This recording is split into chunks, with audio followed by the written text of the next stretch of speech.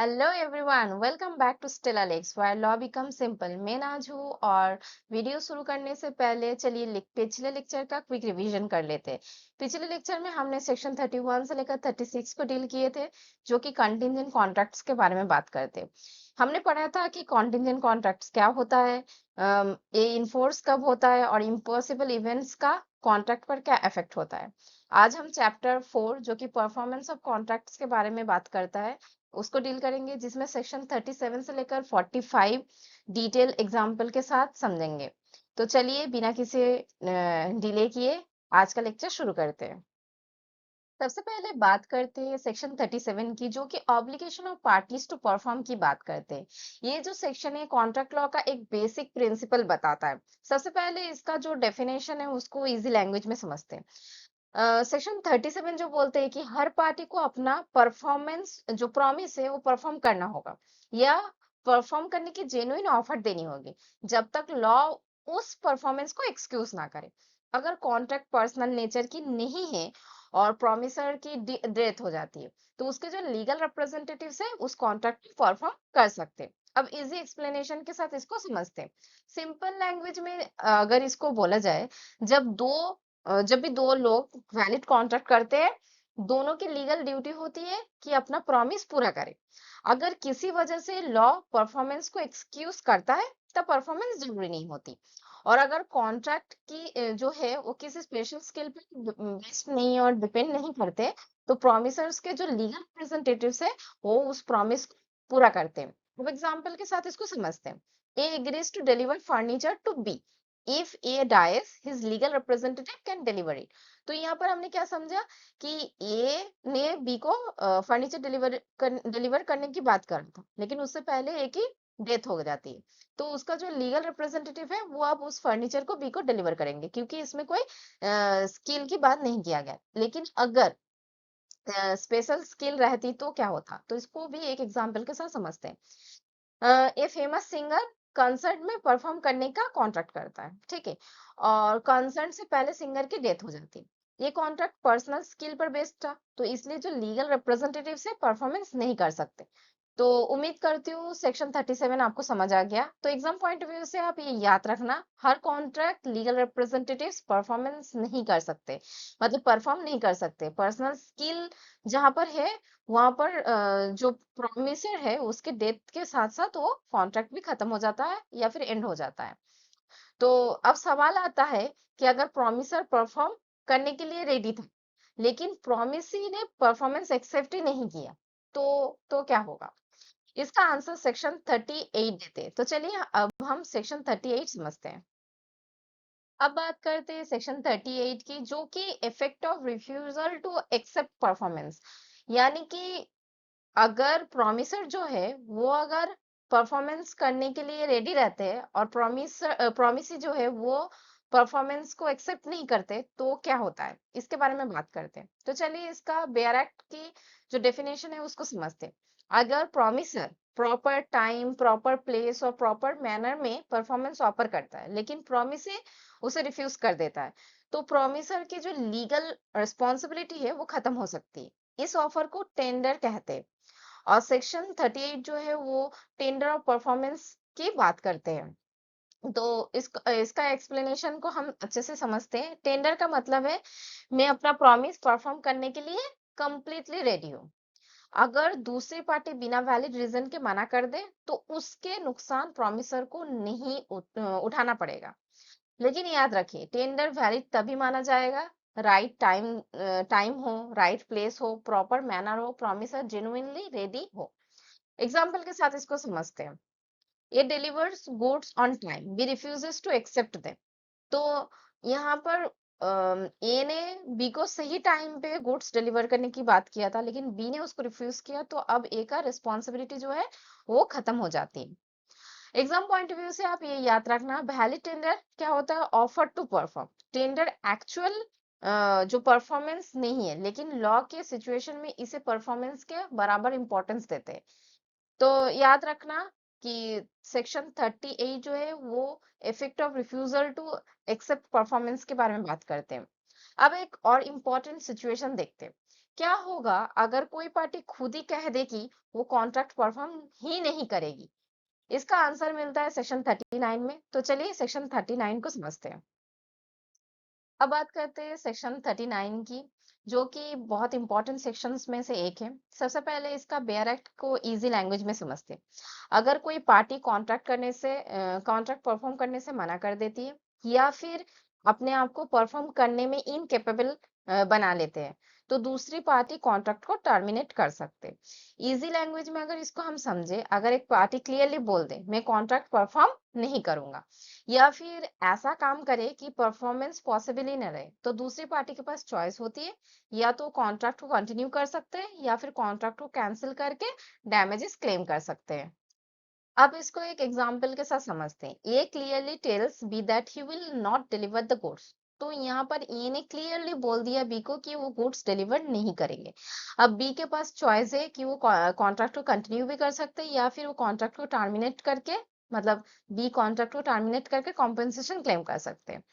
तो exam point of view से ये बात याद रखना कि सेक्शन 39 में जो रिफ्यूजल है वो क्लियर और इंटेंशनल होनी चाहिए, ना कि रिफ्यूजल और डिले हो। मतलब डिले और रिफ्यूजल एक ही बात नहीं होती है। मतलब रिफ्यूजल का जो इंटेंशन है वो क्लियर और इंटेंशनली होनी चाहिए।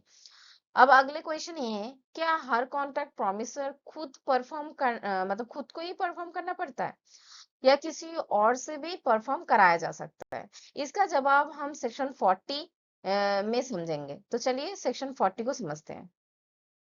अब बात करते हैं सेक्शन 40 की। ये सेक्शन बताता है कि कॉन्ट्रैक्ट का परफॉर्मेंस प्रॉमिसर खुद करेगा या किसी और से भी करा सकता है। तो चलिए इसका बेयर एक्ट का डेफिनेशन को इजी लैंग्वेज में समझते हैं। अगर कॉन्ट्रैक्ट की नेचर ऐसी है जहां प्रॉमिसर की पर्सनल स्किल, क्वालिफिकेशन या कॉन्फिडेंस इंपॉर्टेंस है, तो परफॉर्मेंस उसे प्रॉमिसर को पर्सनली करनी होगी। लेकिन अगर पर्सनल स्किल की जरूरत नहीं है, तो परफॉर्मेंस ऑथराइज एजेंट या किसी कॉम्पिटेंट पर्सन के थ्रू भी की जा सकती है। चलिए इसे और इजी लैंग्वेज में समझते हैं। हर कॉन्ट्रैक्ट में प्रॉमिसर का खुद परफॉर्म करना जरूरी नहीं होता, लेकिन कुछ कॉन्ट्रैक्ट्स ऐसे होते हैं जहां पार्टीज ने कॉन्ट्रैक्ट इसीलिए किया होता है क्योंकि उन्हें उस पर्टिकुलर पर्सन की स्किल जो है उसके ऊपर भरोसा है। तो ऐसे कॉन्ट्रैक्ट्स किसी और को ट्रांसफर नहीं किया जा सकता। तो चलिए इसको इलस्ट्रेशन के माध्यम से इसको समझते हैं। अब फेमस सिंगर जो है उसके साथ एक कॉन्ट्रैक्ट करा जाता है, ठीक है? और कॉन्ट्रैक्ट के दिन वो अपनी जगह किसी और सिंगर को भेज देता है, तो ये वैलिड परफॉर्मेंस नहीं होगा क्योंकि उसे सिंगर से मतलब कंसल्ट कराना था। तो उनको खुद मतलब प्रॉमिसर को खुद आके वो परफॉर्मेंस करना होगा क्योंकि उनके पर्सनल स्किल के ऊपर ही डिपेंड है। लेकिन अगर कोई ऑर्डिनरी वर्क होता तो वो किसी एजेंट के थ्रू करा सकते थे। तो अब सवाल है, अगर परफॉर्मेंस जो है वो किसी तीसरे पर्सन ने कर दी और प्रॉमिस जो है उन्होंने एक्सेप्ट भी कर लिए, तो क्या बाद में वो ओरिजिनल प्रॉमिसर से दोबारा प्रॉमिस जो परफॉर्मेंस है वो मांग सकते हैं? इसका जो जवाब है वो सेक्शन 41 देते हैं। तो चलिए सेक्शन 41 को समझते हैं।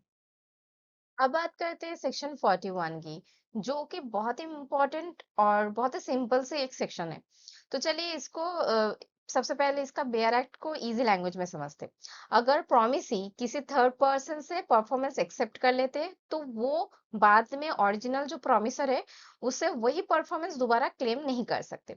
और भी सिंपल लैंग्वेज में अगर कहा जाए, अगर किसी तीसरे पर्सन ने कॉन्ट्रैक्ट परफॉर्म कर दिया और प्रॉमिसी ने बिना ऑब्जेक्शन के परफॉर्मेंस को एक्सेप्ट कर लिया, तो बाद में वो ये नहीं कह सकता कि ओरिजिनल प्रॉमिसर फिर से उसको उस कॉन्ट्रैक्ट को परफॉर्म करे। चलिए इसको एक इलस्ट्रेशन के साथ समझते हैं। ए को बी बी को 50,000 देना था। सी जो कि बी का मतलब ए का दोस्त है, वो बी को 50,000 देता है। बी पेमेंट एक्सेप्ट कर लेता है। अब भी दोबारा ये नहीं कह सकता कि ए को भी 50,000 देना पड़ेगा। जो सेक्शन 41 है वो फोकस करता है एक्सेप्टेंस पर। मतलब सिर्फ थर्ड पर्सन का पेमेंट करना काफी नहीं होती, प्रॉमिसी को उस पेमेंट को एक्सेप्ट करना भी जरूरी होता है। तो आप देखते हैं कि अगर ज्वाइंट प्रॉमिसर से में से मतलब किसी का डेथ हो जाए तो लायबिलिटी का क्या होगा? इसका आंसर जो है सेक्शन 42 देते हैं। तो चलिए सेक्शन 42 को समझते हैं। अब बात करते हैं सेक्शन 42 की। ये सेक्शन जॉइंट प्रोमिसर्स की लायबिलिटी की कंटिन्यूएशन के बारे में बात करते हैं। सबसे पहले इसका डेफिनेशन को इजी लैंग्वेज में समझते हैं। जब दो या दो से अधिक लोग मिलकर एक प्रॉमिस करते हैं तो उनकी लायबिलिटी उन सब पर जॉइंटली होती है। अगर उनमें से किसी की डेथ हो जाती है तो उसकी जो लायबिलिटी है उसका लीगल रिप्रेजेंटेटिव्स पर ट्रांसफर हो सकती है subject to the law of succession. और भी इजी लैंग्वेज में अगर समझा जाए तो जॉइंट कॉन्ट्रैक्ट का मतलब है कि सब लोग मिलकर प्रॉमिस कर रहे हैं। अगर एक प्रॉमिसर की डेथ हो जाती है तो कॉन्ट्रैक्ट ऑटोमेटिकली खत्म नहीं हो जाता। बाकी जो जॉइंट प्रॉमिसर्स है और जरूरत पड़े तो डिसीज्ड प्रॉमिसर्स के जो लीगल रिप्रेजेंटेटिव्स है वो अपनी लीगल लायबिलिटी के हिसाब से रिस्पॉन्सिबल हो सकते हैं। इसको इलस्ट्रेशन के साथ समझते हैं। ए, बी और सी जॉइंटली बैंक से लोन लेते हैं। बाद में बी की डेथ हो जाती है। बैंक बाकी जॉइंट प्रॉमिसर से प्रीपेमेंट डिमांड कर सकते हैं और लॉ के हिसाब से बी के लीगल रिप्रेजेंटेटिव्स की लायबिलिटी भी अराइज हो सकती है। और भी एक एग्जांपल के साथ इसको समझते हैं। Three partner signs a contract, one dies, liability continue according to law. तो एग्जाम पॉइंट ऑफ व्यू से याद रखना, death does not automatically discharge a joint contract. अब देखते हैं सेक्शन 43 क्या। हम सेक्शन 43 को अब समझते हैं। अब बात करते हैं सेक्शन 43 की। ये सेक्शन जॉइंट प्रोमिसर्स की लायबिलिटी के बारे में एक बहुत इंपॉर्टेंट रूल बताती है।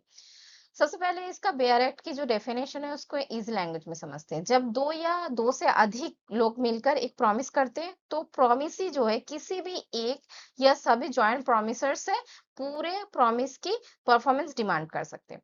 और अगर एक जॉइंट प्रॉमिसर पूरा अमाउंट पे कर देता है, ओके, तो उसके पास बाकी जॉइंट प्रोमिसर से उसका जो शेयर है उसको रिकवर करने का राइट होता है और इसे राइट ऑफ कंट्रीब्यूशन कहता है।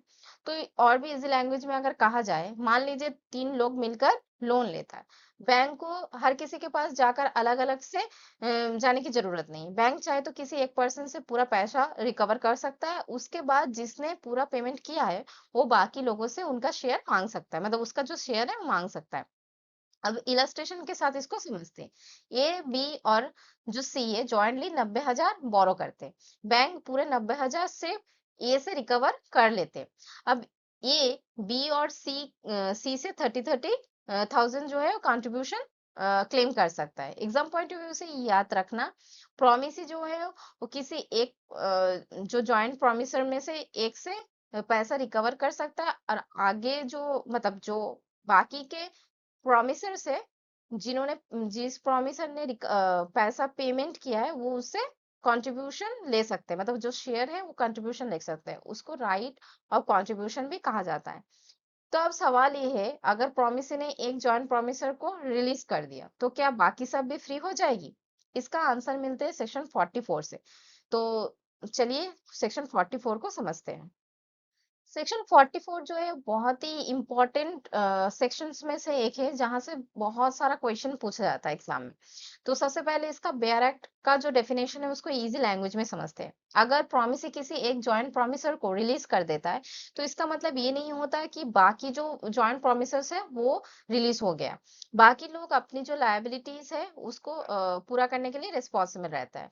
तो सिंपल वर्ड्स में अगर कहा जाए, मान लीजिए ए, बी और सी जॉइंटली कॉन्ट्रैक्ट करता है। प्रॉमिसी ने ए को माफ कर दिया तो इसका मतलब सिर्फ ए रिलीज हुआ, बी और सी की लायबिलिटी अब भी कंटिन्यू रहेगी।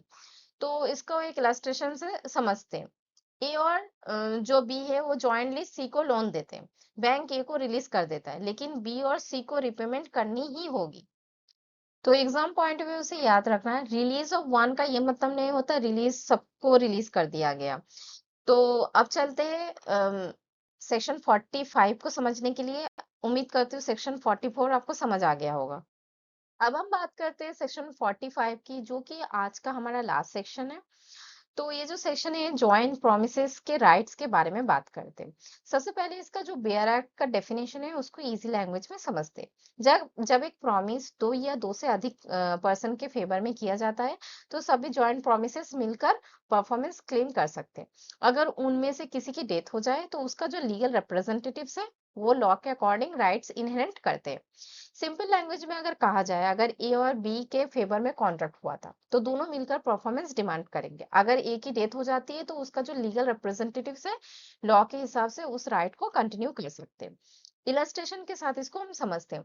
ए and B jointly lent money to C, both में डिमांड रीपेमेंट।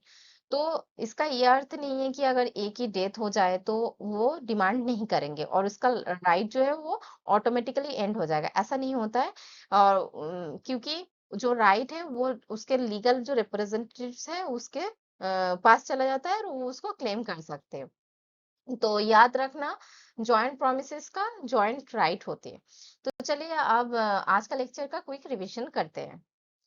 तो दोस्तों, आज हमने सेक्शन 37 से लेकर 45 को डिटेल में एग्जाम्पल के साथ समझे। अगर आपको किसी भी सेक्शन में कोई कंफ्यूजन है तो कमेंट में जरूर लिखना, अगले लेक्चर में उसको समझाने की कोशिश करूंगी। तो नेक्स्ट लेक्चर में हम सेक्शन 46 से लेकर 58 जो कि performance of reciprocal promises and doctrine of frustration के बारे में बात करते हैं, उसको डिटेल में समझेंगे। थैंक यू फॉर वॉचिंग, मिलते हैं नेक्स्ट लेक्चर में।